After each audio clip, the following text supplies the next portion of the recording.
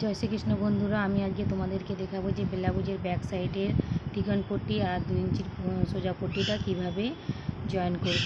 तो प्रथमे देखो आमी हुक और हुकेर घरेर पट्टीटा লাগিয়ে रेखेছি। एरकम भावे करले पारे कि हय जे आमरा जे पट्टीटा जয়েন करब तार फिनिशिंगटा अनेक सुंदर आसबे। एरपरे देखो आमी 1.5 इंचिर तिकन पट्टी निয়েছি, जेहेतु एटा गोल गोला हबे कोनो बुकरम छाड़ाई डिजाइनटा तुलছি। तो 4 पॉइंट दूर दिए এইভাবে সেলাই দেবো।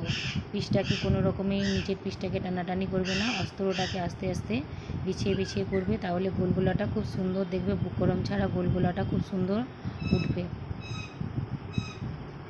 এরপরে দেখো এখানে আধা ইঞ্চি এক্সট্রা রেখে বাকি কাপড়টা কেটে রেখেছি, কারণ এটা যখন আমি মুড়বো এরপরে আমাকে দেখো এর বীজখানে একটু একটু করে কাট লাগিয়ে দিচ্ছি। সেলাইকে কাটবে না, এই কাট লাগালে পারে কী হয় গোলগোলার সময় মানে সুন্দর আসে। এরপরে উপর দিয়ে দেখো আমাকে একটা চাপ সেলাই দিয়ে দিতে হবে। চাপ সেলাইটা ফিনিশিংয়ে দেওয়ার জন্য, মানে যাতে সেলাইয়ের ফিনিশিংটা ভালো হয়, চাপ সেলাই দেওয়া হয়ে গেছে। এরপরে দেখো নিচের দিকের পট্টিটা সেমভাবে আধা ইঞ্চি বুকের দিকে বাড়িয়ে রেখে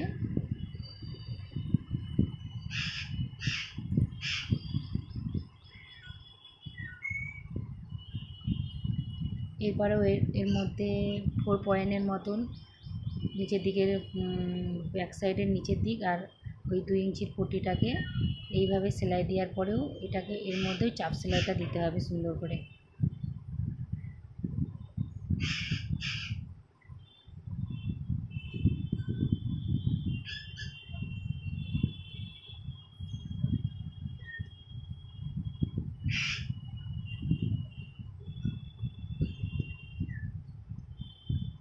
আর নখের সাহায্যে তোমরা সবসময় পেরেস করে নেবে, তাহলে কী হবে যখন চাপ সেলাই দেবে তখন অনেক সুন্দর লাগবে দেখতে।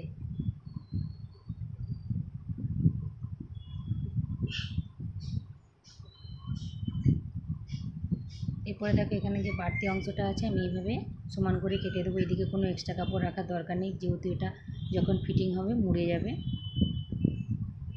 এরপরে দেখো এই যে মুখের দিকটাকে আমাকে এইভাবে, এই যে সেলাইটা দেখতে পাচ্ছ সেলাই বরাবর এইটাকে এইভাবে তুলবে। তোলার পরে আবার একটা যেখানে সেলাই দিয়েছো তো সেলাই বরাবর আর একটা ফোল্ড করবে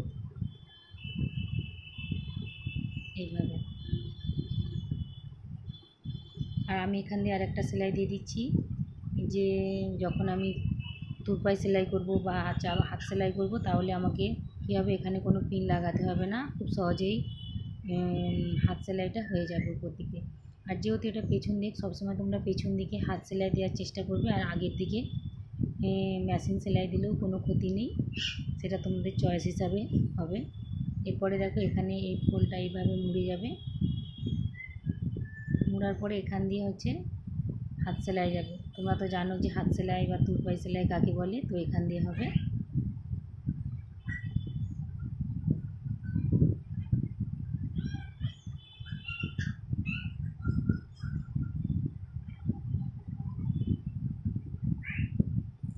এরপরে আমাকে দেখো যে অপরের দিকটা ছিল সেদিকটাও এইভাবে একই সেম পদ্ধতিতে একই দিকটাও ঠিক যেখানটায় হুকের ঘর হবে তার সেখানটায় আধা ইঞ্চি বা 1 ইঞ্চি এক্সট্রা কাপড় রাখতে হবে, কারণ এটা মুড়ার জন্য আগের ভিডিওতে দেখিয়েছিলাম।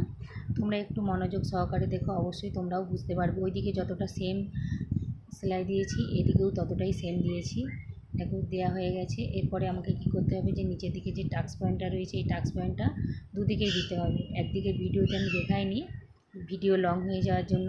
আর এই টাক্স পয়েন্টটা সবসময় তোমরা দুবার সেলাই দেওয়ার চেষ্টা করবে।